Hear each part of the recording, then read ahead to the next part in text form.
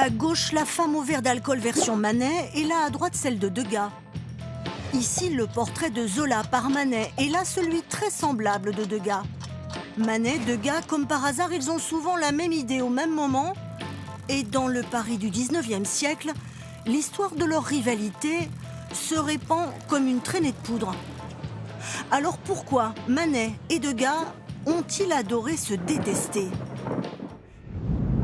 C'est la première fois qu'une exposition confronte Manet et Degas, que tout semble rapprocher, même âge, même admiration mutuelle, même envie de peindre la vie parisienne.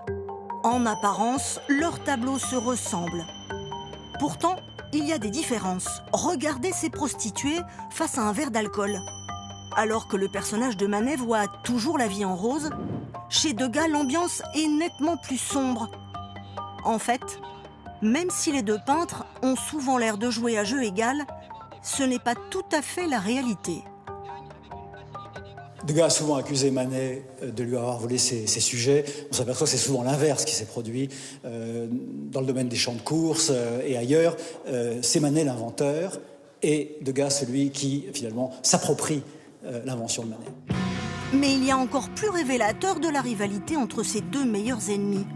Et c'est ce tableau mutilé, à l'origine un cadeau de Degas, qui représente Manet dans son salon.